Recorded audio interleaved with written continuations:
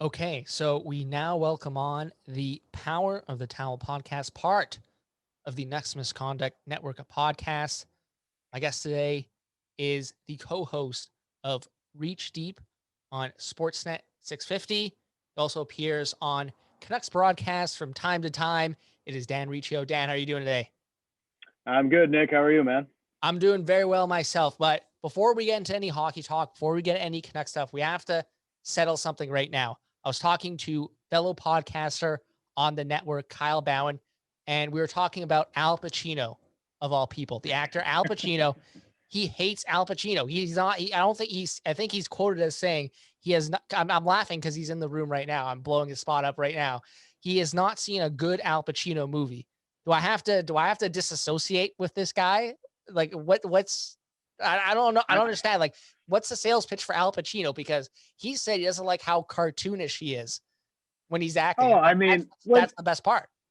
like when you're talking about the meme of Al Pacino, okay, like I can understand that, but like to disrespect the man's like film career, like just saying there's no good Al Pacino movies, that's a deep reach, as we like to call it on Reach Deep. I mean, then you just start with The Godfather. What about like The Godfather? There's obviously Carlito's Way. I mean, there's so many fantastic Al Pacino movies. Son of a Woman.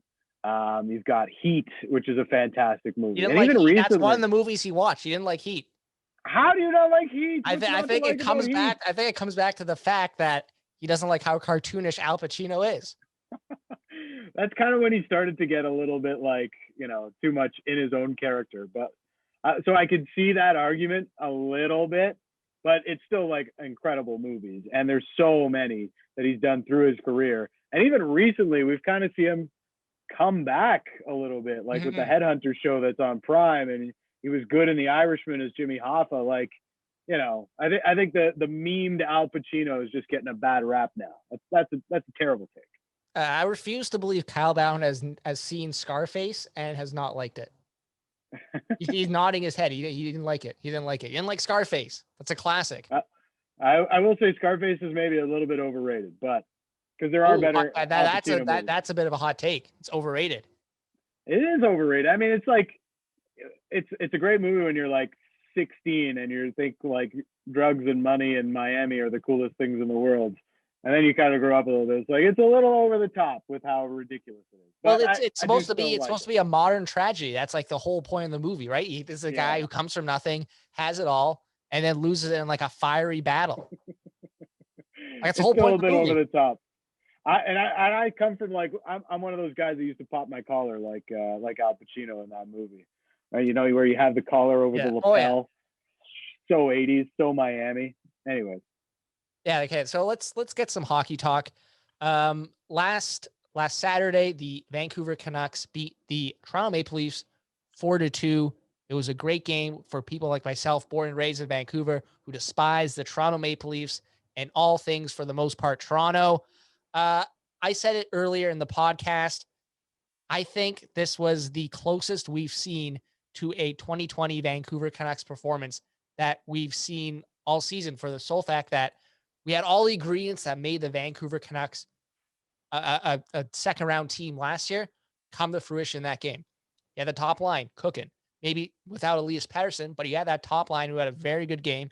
You had a power play who got 2 goals. They were very good on the night, and you had great goaltending. Like that was the recipe for success for the Canucks last year, and we saw it Saturday night against the Toronto Maple Leafs. it's pretty much what's been the most frustrating part of the season, Nick. It's just like that those types of performances are in with this team. Like they have it within them to get there. They just haven't done it on enough nights. And they've dug themselves such a huge hole that even though they've got, I guess they're 4-4-2 over their last 10, which isn't a terrible number. It's 500. And they've played even better than what that record suggests. It's such a hole that they've dug themselves into to kind of even get into a playoff race and get excited about it. It's just like, okay, this is nice. We're building momentum for next season maybe. But I think one of the biggest things is you start to get a little bit more confidence when your goalie's making the saves that you need him to. And this team needs their goalie to make saves. Demko's been doing that. And for whatever reason, JT Miller has really stepped up his game now that he's been moved into the center role, right? And I don't know what it was, but JT Miller through the first little bit of the season was not the guy I remember from last year. Not the guy that dragged this team into the fight on a lot of nights. Whatever cliche you want to use, JT Miller was it. He was good on the ice. He was good off the ice as a leader for this team. Wasn't there. Didn't have his head in it the same way through the early start of this season. But now getting him back, these are the elements the Canucks need. They're, as much as it's nice to get goals chipped in from your bottom six every now and again, the Canucks are rolling with their top guys or not. This team is not going to have a lot of success if the top forwards don't have good nights, if Quinn Hughes really struggles. This team's just not built to survive long stretches without their top guys playing the way they need to. Yeah, and the point on JT Miller, he played great at center, and throughout this season, I think the big frustration for a lot of people is I see some people online complain about the F-bombs, he's a hockey player, this is second nature to him. He's gonna swear on the ice. That's not a big deal. You're only hearing that because there's no crowd in the stands, and it's a lot easier to pick up on these things on the ice because of no crowd. But I think the big part of it, especially for me, I got really frustrated with he would give a backhand saucer pass, try and do an 80-foot backhand saucer pass, and then it wouldn't work, and he'd get all dejected and he wouldn't back check. That was the big issue for me, was his attitude. And hey, as long as he's putting up points and not he can turn the puck over, that's going to happen, but work your way back into the play, try and get the puck back. That was the issue with earlier in the season. I have seared into my memory, I think a lot of Canucks fans do, that one play against the Toronto Maple Leafs where he had the old NHL controller disconnected defense. Yeah. And hey, that was the Braden Holtby stare off. I know Holtby hasn't done much in the net, but the team has actually played better since he stared JT Miller off the ice. They haven't got a lot of results to show for it either. But yeah, and that's kind of been the story with the Canucks this season. Lotto line, and JT Miller would have those plays on occasion last year, and whether it was Markstrom that would bail him out, or you just didn't know, you noticed more of the good than the bad. But now that he just hasn't been as good, those plays really, they stand out like a sore thumb. And it just comes down to, are you outscoring your problems? And the Canucks have done that in the past. But you look at Quinn Hughes 5-on-5 this year. He's, I think, 23 goals for, 33 against.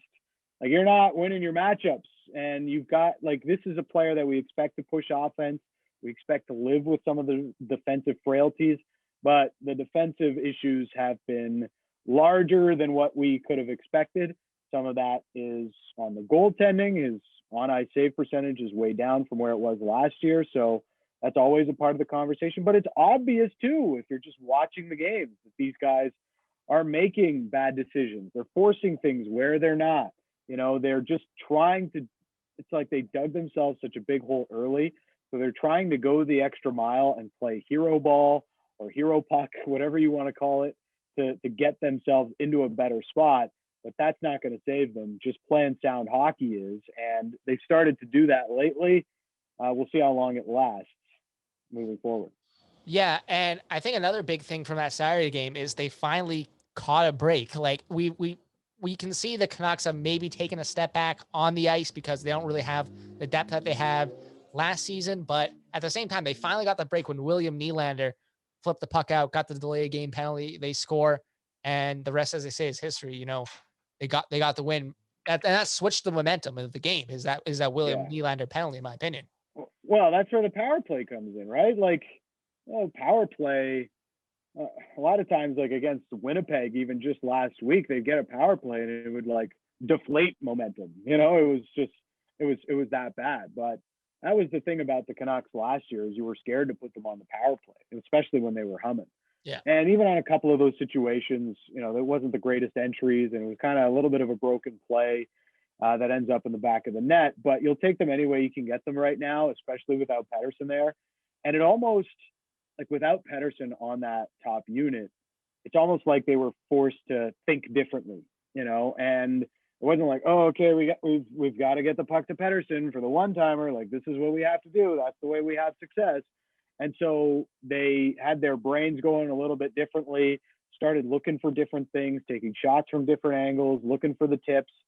I'm not saying that this team is better without Elias Pettersson, but I definitely think that the power play needed to have a different look because they were just so set in their ways, whether that was being coached in from Newell Brown or that's just the players and getting used to the situation and what they think is the way that they are going to have success, and they keep going back to it, even though teams are knowing how to take that away. But it just felt like the power play actually benefited from having to think a little differently this time and not have Pettersson as a crutch, just looking for the one-timer always. And I think that could be huge moving forward for the Canucks if they can continue to integrate different tactics into their power play unit. They need it desperately because we've seen other teams have really centered in on what they like to do too often.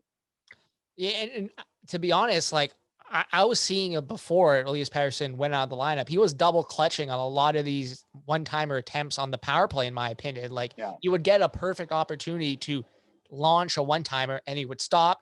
You would try and like pick a corner. And then by the time, he decides, oh, I'm going to, try and get a wrist shot right in that top left corner, the defender would be there in position to block it. And then he'd have to pass it away. So I agree with you in the sense. I don't think Pettersson was a crutch on that power play, though. I think honestly, without Pettersson, it allowed them to free up maybe a couple more people, and maybe I just talked away to saying he was a crutch in the end. But I just think that with Elias Pettersson off that power play, that you know what, I talked myself into it. I agree with you. Elias Pettersson was sort of a crutch on that power play. Yeah, it's weird because he is the most talented forward on the team, right? But he was double clutching a lot of those one-timer attempts. I will stand by that.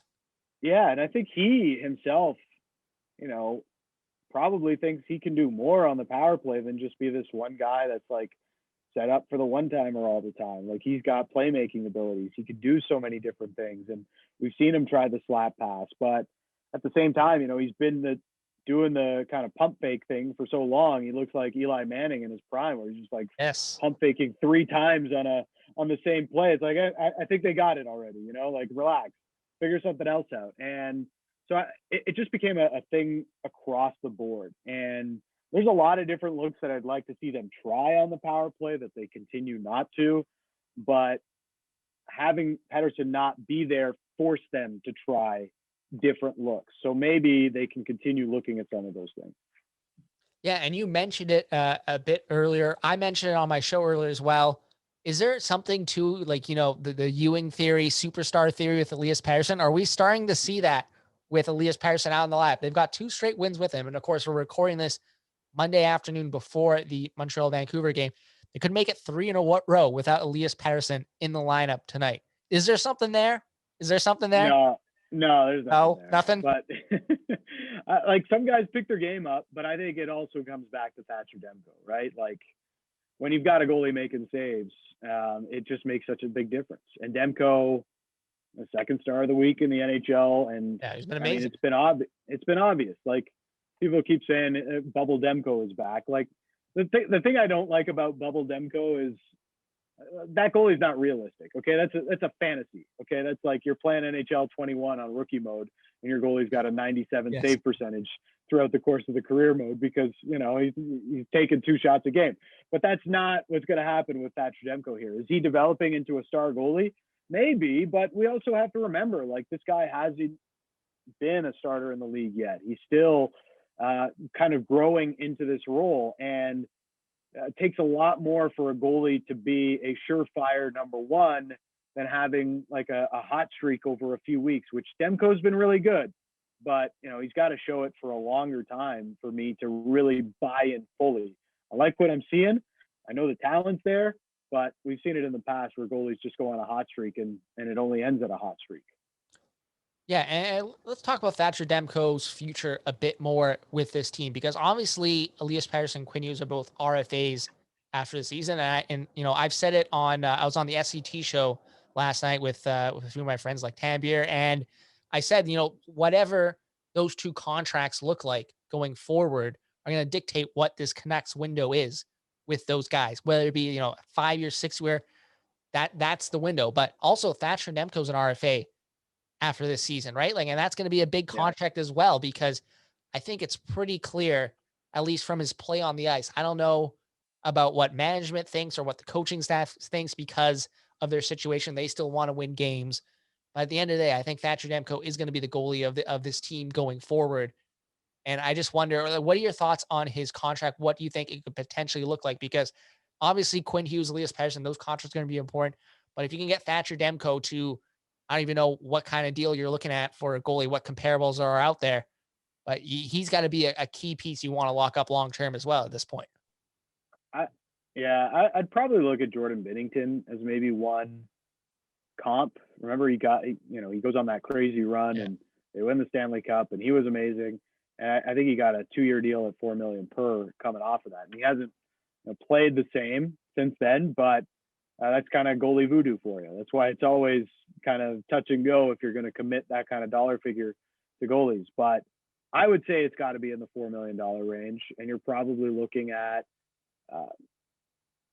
Are you going for a longer term deal? I think if you give them 2 years, you probably walk them into unrestricted free agency. So you got to be careful about that.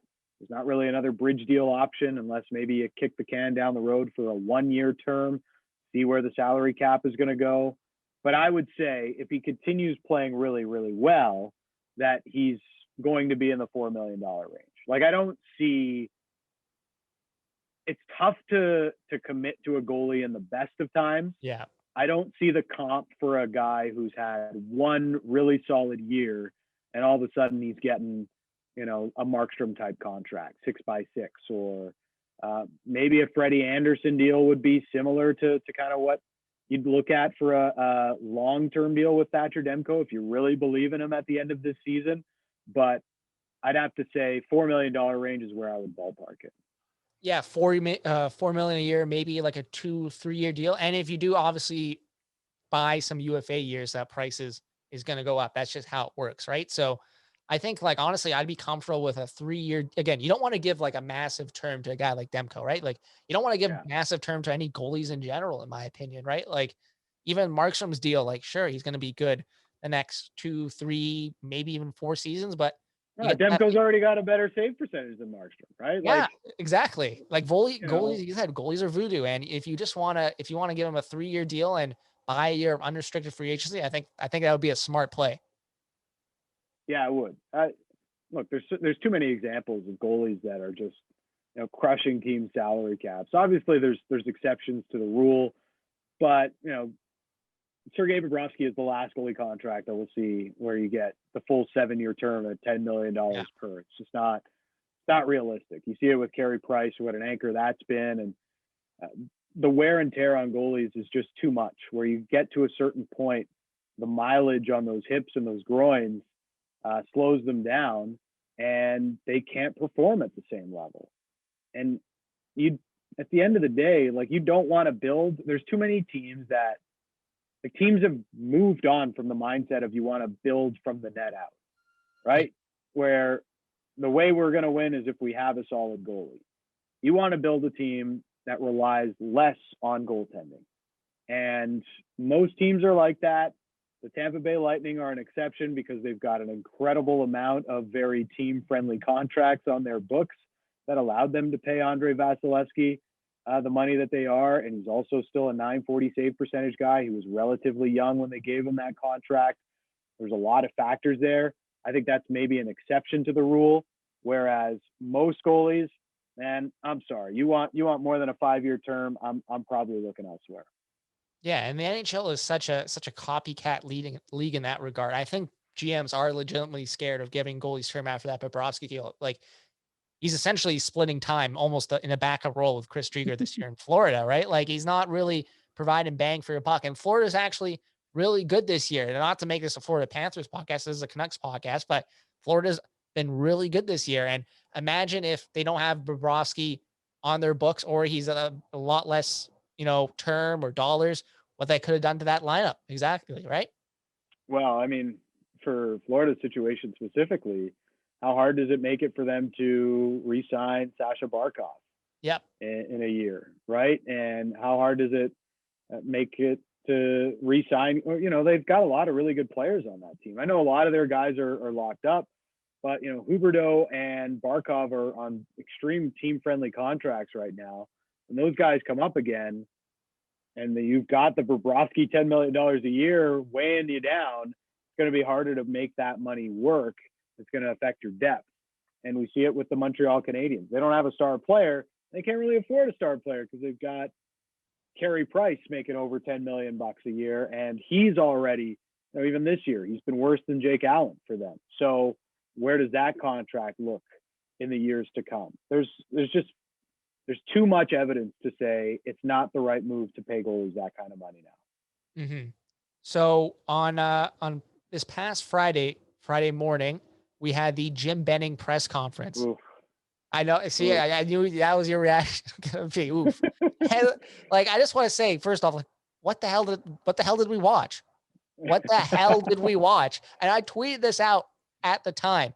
Look, it felt like Groundhog Day for a lot of Canucks fans. You could have put that kind of press conference from any year from, let's say, 2016 onwards, and it would have been a carbon copy. It would have been, okay, we're gonna maybe replace blame injuries with blame COVID or blame the lack of training camp or exhibition games or what have you. So I have plenty of thoughts. I know you do as well. Well, what were your thoughts on that press conference overall? And you had an interview right afterwards with your colleague, Scott Rintoul. So what are your thoughts on just both of them together? Yeah, it was a train wreck. I've said this a number of times now, but I related it to Homer Simpson against Drederick Tatum, except just taking shot after shot. Yeah, and except Mo didn't come in for the save this time on the fan to pull Homer out of the ring. It was a mess. And Benning, not the greatest public speaker. That really plays a factor. You really miss having a president to handle these types of situations right now. But the main takeaway I have is okay, what is he out here talking for? If he's just going to come out and say, we're biding time, what was the point? There's literally no reason to put him out there other than to appease some of the angry fans with their pitchforks and their torches. I think that's exactly what it was. Otherwise, why would you? What sense does it have to have him out there taking shots? Because I'm sure people in the front office, public relations, what have you, knew that it didn't matter what this guy would say. He was going to be taking shots in some way. And they're probably just, honestly, the best outcome for them was none of these quotes live long after this, which is going to be impossible, whatever. It was a bad decision to put him out there, and it blew up in their face, and he took a lot of hey, credit to all the reporters on the call. They did a great job of putting his feet to the fire and making sure he wasn't getting away with, just trying to say, oh yeah, we're hanging on. We're going to see what's happening here. We're playing better over the last few weeks, cliche after cliche, and actually, BS after BS, and fans can call that out when they see it, and the problem, I know we had some debates on the show today of whether or not, the day-to-day comment was being blown out of proportion from Benning because in the larger context, it wasn't, what people made it out to be of him just saying day-to-day and that's how I live. Well, you have to look at it in the larger context of his 7 years as general manager, where it's always felt like he's living day-to-day, waiting to the last possible second to trade Dan Hamhuis and, Radim Verbata, and running out of time to re-sign Tyler Toffoli and Troy Stetcher. It's just how many times do we have to, how many pieces of evidence do we have here where he lives day to day and then he runs out of time to make something happen? That's the last thing you want. And you're going to need to be creative about how you approach this trade deadline. Is there moves that you can make to relieve some of the cap that you have moving forward? There's a lot there. So just to say we're living day to day is a slap in the face to fans. It's you're not thinking about, or you're not being honest with us in the sense of what you need to do and how this team is going to push forward. One thing to be bad right now, but yeah, the future still lies around the core that you've built, but how are you going to put them in a better position to succeed? And everything he said on Friday provided zero confidence in whatever his plan is to do that. And that's what gets everybody frustrated, at least from my perspective, on the day-to-day comment.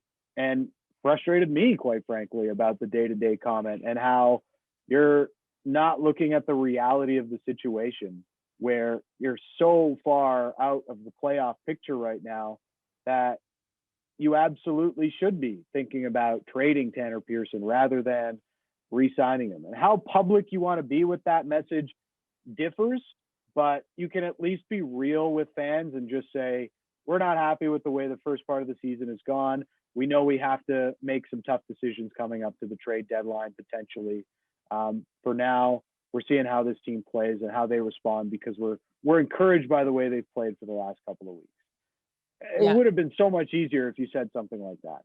Yeah, and that was very well said. Here's my worry, Dan. And again, I said this last night on the SCT show.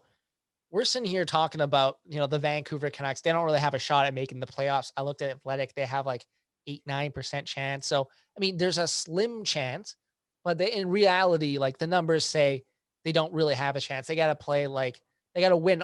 I don't even know how many games in a row in regulation for that to happen.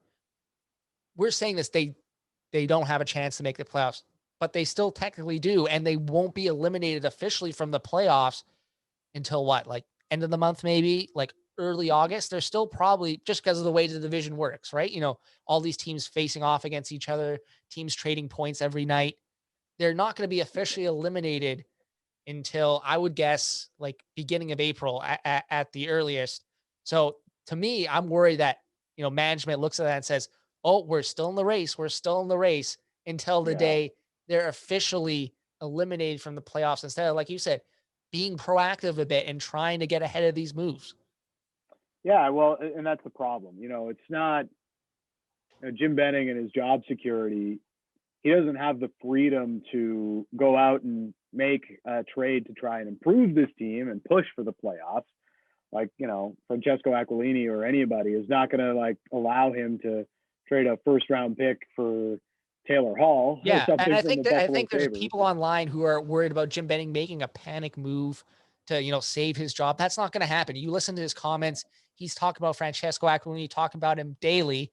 That is not a general manager who has the autonomy to make a move like that. Like, if he wants to make a move like that, he's got to make sure ownership is fully into it. And I doubt at this point they're willing to go along with something like that. Yeah, I mean, they're not interested in adding money to this roster right now. Ownership is, but the problem with it is, okay, so you're not going to be adding anything, but are you more prone to holding on to whatever pieces you have here to keep this fake playoff dream alive, right? Like, they would have to, I was looking at the numbers today, they'd have to have like a 7-14 points percentage to get to 64 points. To get 40 points from the final 56 games, they'd have to have a 7-14 save percentage. There was one team over 700 points percentage last year. It was the Boston Bruins. Okay, and they were pretty damn good. Before that, you got to go back to the Tampa Bay Lightning the year before. There's like one team every year that plays at that sort of a level. You're telling me the Canucks are going to do that over the final 28 games? And that's over an 82-game season. There's a bit more runway in terms of, sample size and having weird games. There's no margin for error if you want to go on a 7-14 run or whatever in however 40 games. You're not going to be able to do it. So it's going to be really, really difficult. Take a miracle. Take Thatcher Demko playing as well as he has the last week for the rest of the season. And even when you throw Braden Holtby in there, he's going to have some good games now and again as well. You got to win 18, 19 of your final 28 games, throw in a couple of overtime losses in there as well, and maybe you get there. But that's a big, big leap for a team that is flawed to begin with, right? It's not meant to be a team that plays at the top of the standings for the entire season. So that's tough. So you've got to be proactive in selling off Tanner Pearson, selling off Jake Virtanen, and maybe opening up a couple of $1 million on the cap for next season. You've got Podkolzin coming in, so your right wing is already going to be more crowded than it already is. You've moved Adam Gaudette there. Is the future for Gaudette at center? I think that's a big time question mark. So you've got Cole Lind coming up, who's looking pretty good. You probably got to add a center if you're going into next season. Like, there's a lot of things you got to think about. So right now, potentially would be the time where you're maybe able to relieve some of your cap situation in the years to come, if there are enough buyers out there. But if you're living day to day, or you're still waiting to see that you can potentially make this run or push to the playoffs, then are you really doing that? And that would be my concern with it, and why the day-to-day comment continues to strike a chord with me. Yeah, and I wrote about this for the Next Misconduct website, and another unfortunate situation of this whole predicament the Canucks are in is you have a general manager and you have a head coach who maybe aren't really concerned with long-term ramifications. Like, let's start with Travis Green. We all know he doesn't have a contract after this season. At this point, he's not getting a new contract. He's gonna test the market as a free agent head coach. And there's a team down in Seattle that's gonna obviously have his eye on him. Look, I've said this before. People want to blame Travis Green. Go ahead. But at the end of the day, he's got 3 straight, 1, 2, 3 Calder nominees on his team while he was head coach of the Vancouver Canucks. Like, if you're a rebuilding team, that is huge. Like, any team looking to, build around their next core can look at Travis Green and be like, he has proven he can develop some young players. Let's go get after this guy. But anyways, like, he doesn't have the incentives to, play some of these guys in different positions and answer some of the questions, like you said, like the future of Adam Gaudette. Is he a center? Is he a winger? Maybe, in a normal situation, maybe he calls up a guy like Cole Lind, Jack Rathbone, see what they can do in NHL games that are NHL games, but don't have the pressure of games that really mean anything. But he needs to win to boost his chances of getting a good contract once he tests the free agent market, which at this point, it's going to happen. You have Jim Benning, who, let's be honest, let's be real, he's got an axe hanging right over his neck. That guillotine, bit of a graphic analogy. The guillotine can come down at any moment on Jim Benning, and he doesn't have the motivation or really the need to make forward-thinking moves like trading Tanner Pearson, weeks before the deadline, even, looking into trading a guy like Tyler Mott because he probably has a lot of value around the league, right? And you have this perfect storm of a coach who's not really interested in finding out, answering questions about the future. You have a GM who's not really motivated perhaps to make decisions about the future. It really is the perfect storm of just having, the rest of the season just play out and no decisions are really made. Yeah. And that's terrible. Being in purgatory is the worst place to be. Like, Travis Green is going to have a lot of interest around the league. He already Anaheim, LA, Detroit. Yeah. I can think of 3. Those are 3 teams off the top of my head who have young cores who would want a guy like Travis Green as their head coach. Yeah, and Seattle is obviously sniffing around that. I think they're waiting for Rod Brindamore, though. I think that, like, the Ron Francis connection makes me want to believe that they're waiting, because Rod Brindamore is also a coaching UFA after this season, for anyone who's not aware. I think they're waiting for him. I think the Ron Francis connection seals that for me. But he's an option for Seattle as well.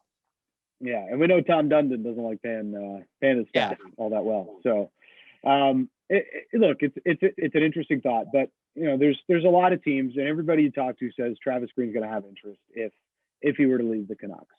So this comes back to not just the management side of things, but it is on ownership. The finger has to point there a little bit as well. And obviously, the pandemic has really hurt teams across the league. As Gary Bettman says, it's not in the M's anymore of how much money we lost, it's in the B's. So you think about the impact that has, and how Francesco Aquilini and the Aquilini group are still paying pretty much $81.5 million this year against their salary cap. They've had to shed a lot of their off-ice staff, around the rink, and people doing stuff for the club. Like, the money situation is a real thing right now with the Vancouver Canucks. And it plays into every decision that they make. But if ownership is to a certain extent trying to ride this situation out, that filters down through the organization, and you're kind of just looking at a lost season. The only benefit of that might be, hey, the Canucks hit the jackpot and get a pretty solid draft pick to add to this young core.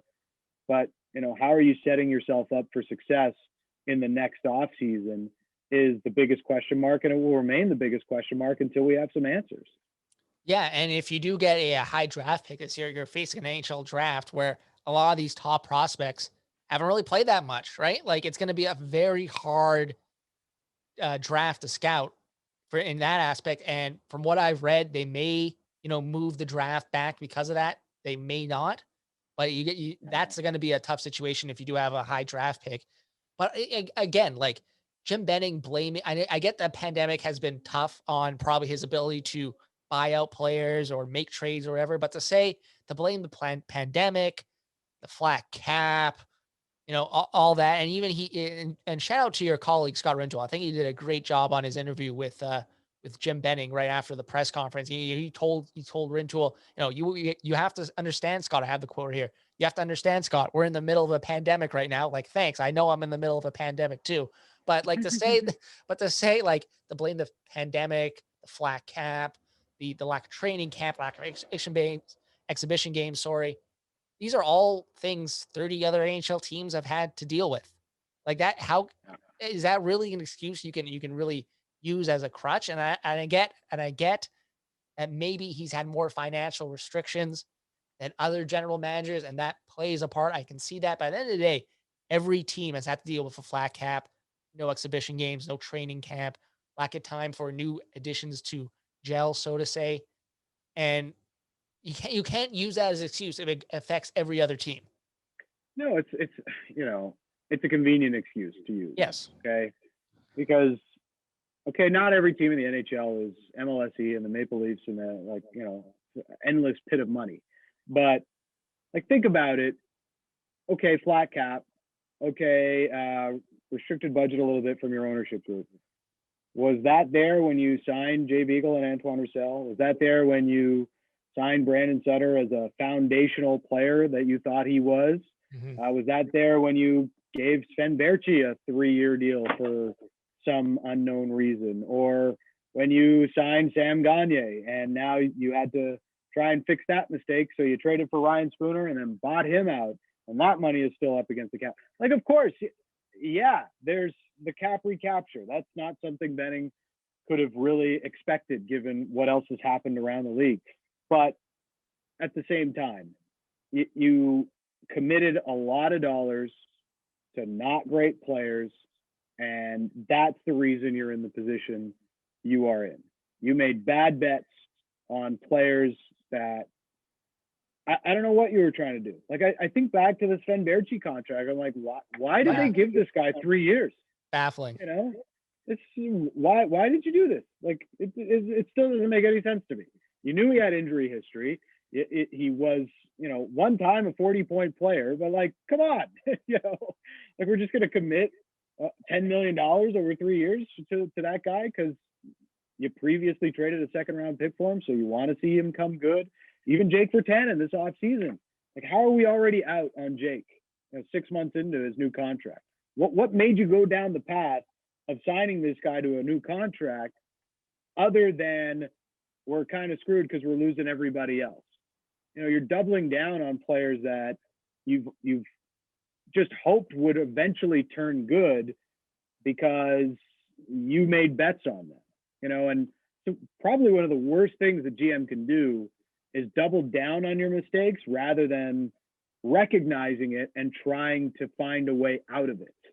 He eventually got there with Eric Branson, but he doubled down on it first, where he gave him a $12 million contract, even though he was playing terribly for the first stretch of his Canucks career. It's the only one where he's figured out a way out, but it's still one where you see the faults of Jim Benning in that.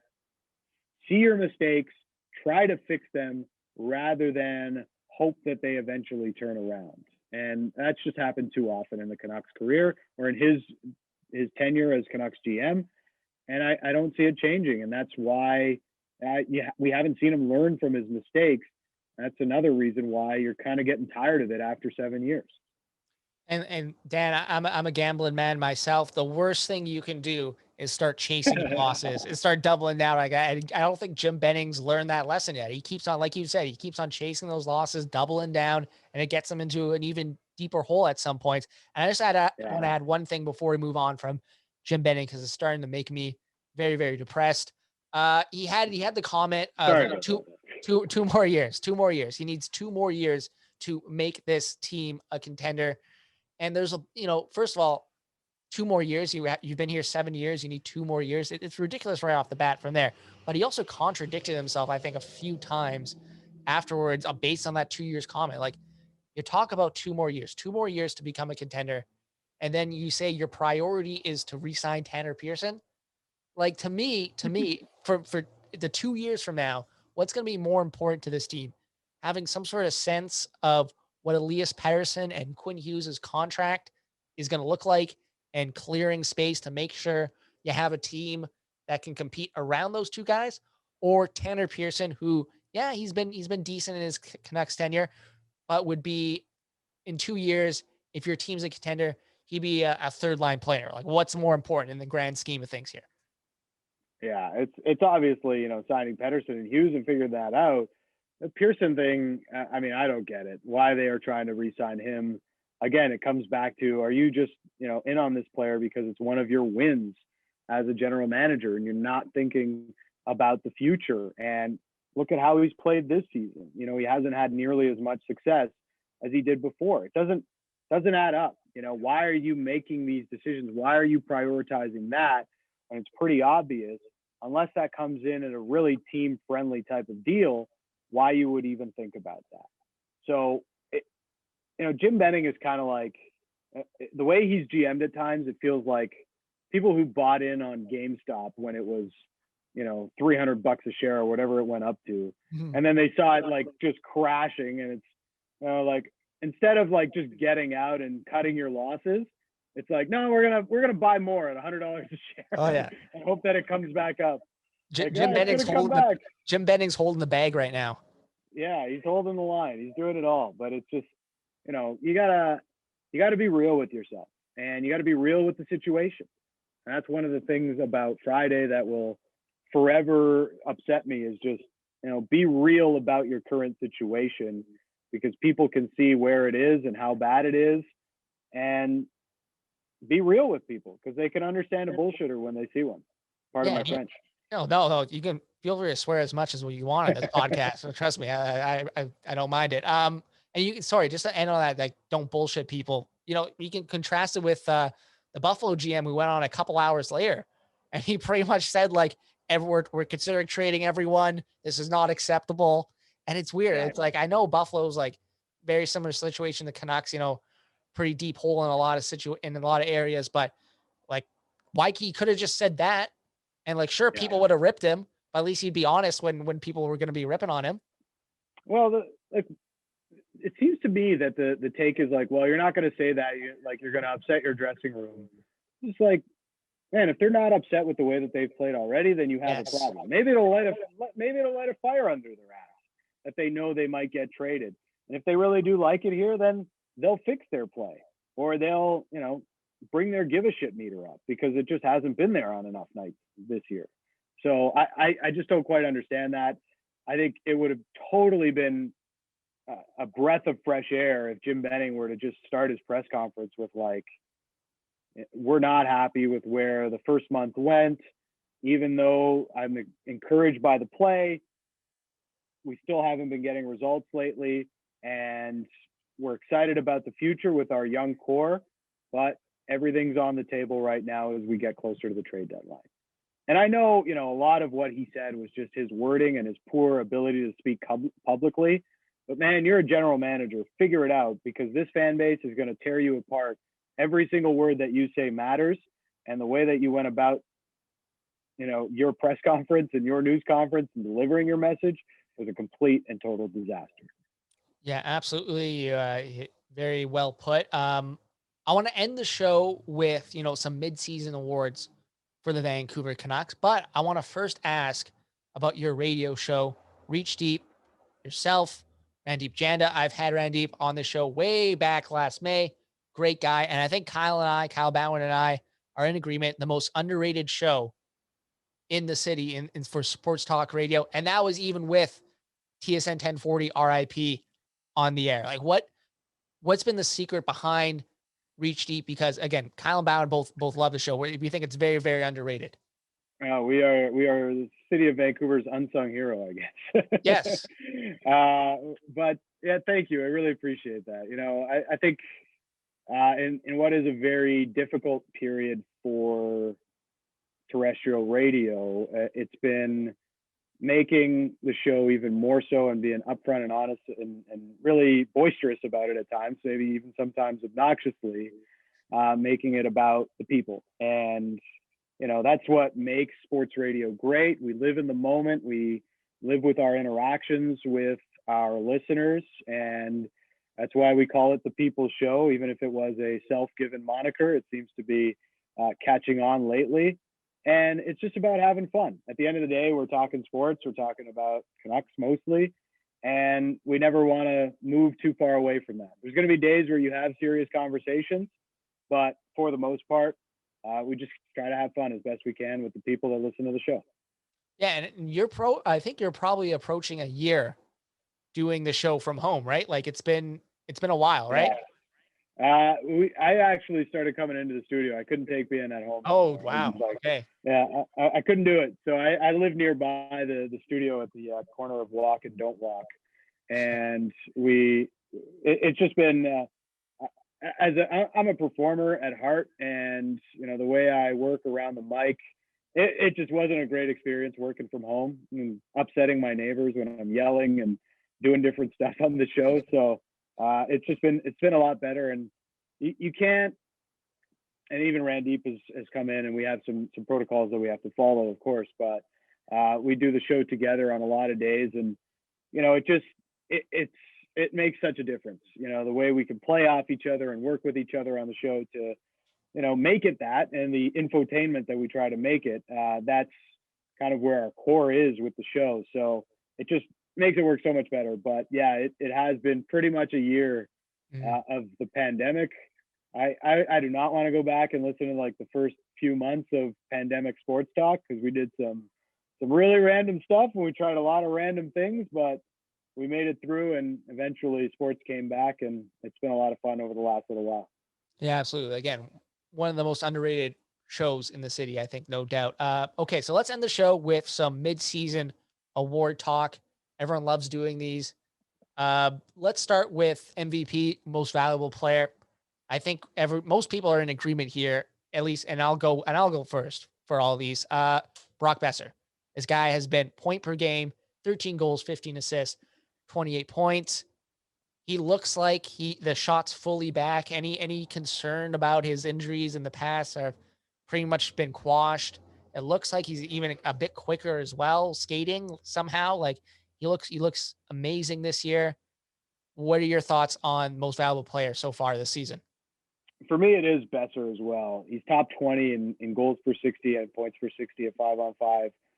Everything you mentioned is true. His short area quickness is back. He's finding the soft areas in the offensive zone to get into, a little bit more of a willingness to get into the front of the net.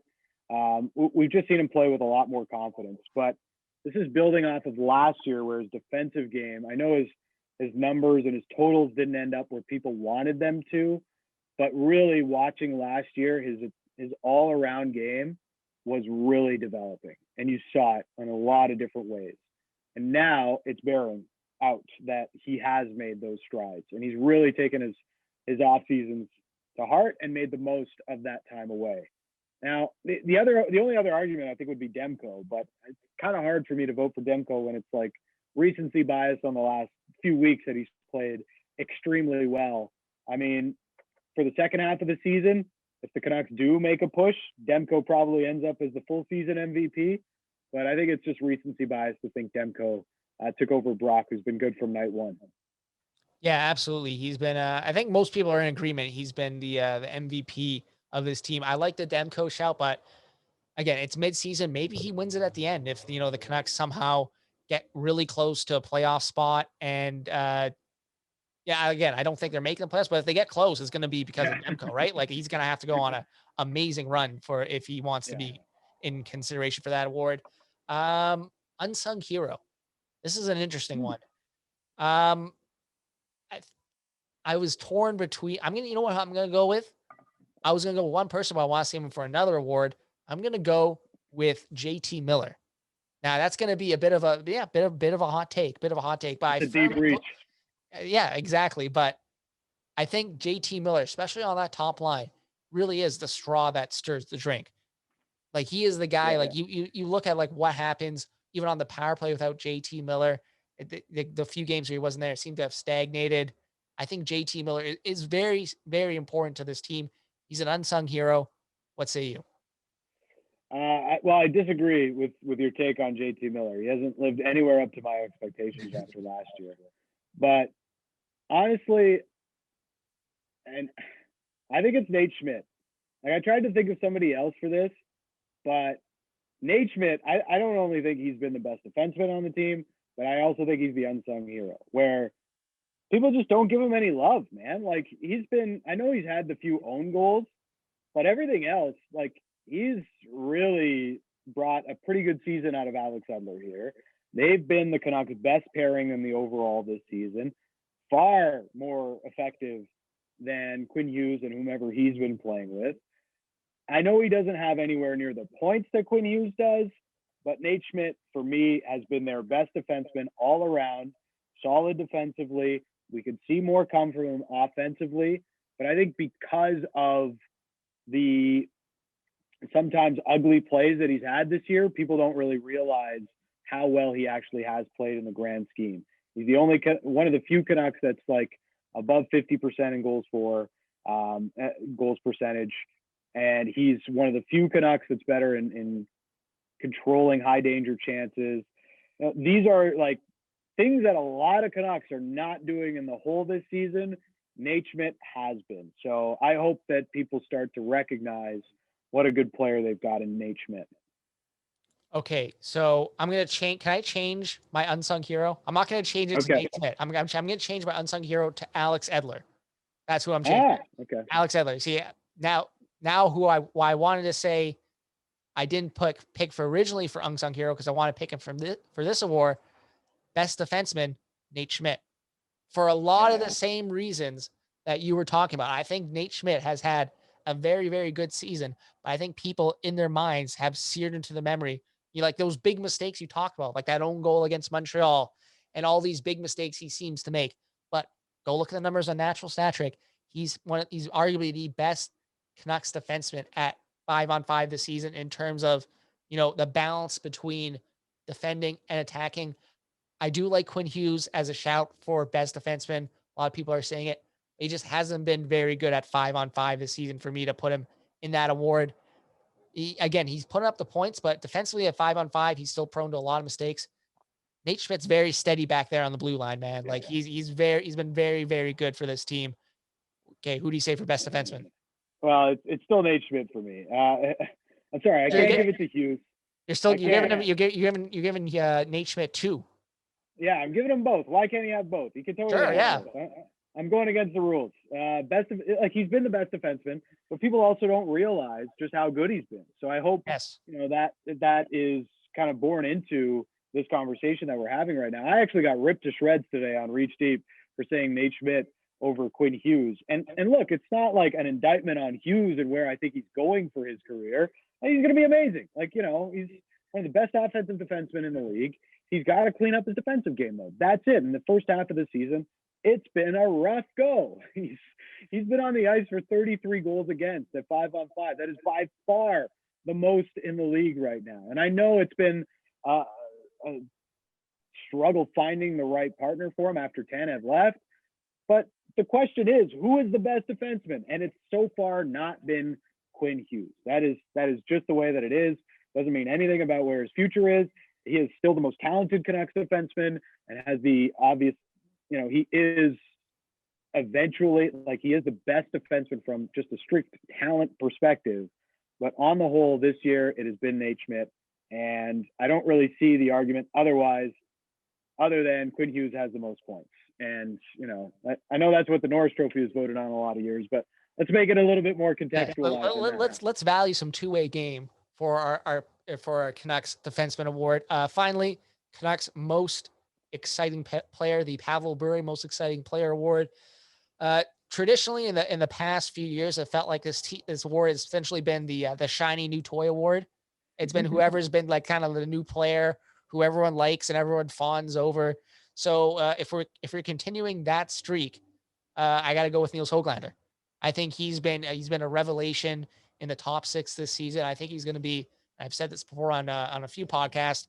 I think he's going to be a very good middle 6 forward for this team going forward. That could be cost controlled, which let's not forget that situation with the cap for the Canucks. That's going to be a big add. Great on the forecheck, scored a few goals. He's eventually going to get that lacrosse goal, that Michigan goal. I know it. I can see it in his eyes. So what say you? Most exciting player award. Yeah, I was thinking Tyler Myers, because you never know what's going to happen. Yeah, he does make I would say if there was an interesting award, most interesting player, most climactic player award, maybe that.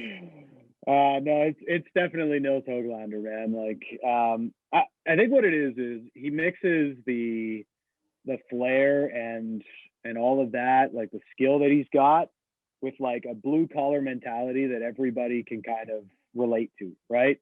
Like, he's, because of his size, and I'm a fellow short guy here, standing at 5'6" on a good day, I can appreciate a guy who plays above his height and finds ways to have success, knowing the disadvantages that he is at just physically as a player. And he does it in so many like positive ways, finding ways to win puck battles, still throwing the big checks, doesn't care who he's going up against.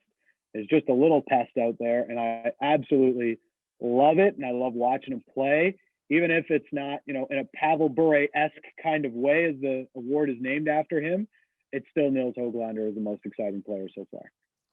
I've said it before. Nils Höglander has a little piece of shit in him, and I mean that in the best way possible, man. He likes to stir the pot out there, and he's I think this comparison has been made out there. If not, I'm making it right now. He's our version of Brendan Gallagher. Is like a little short guy, like a fellow short king here. I can appreciate the way he, plays above his height.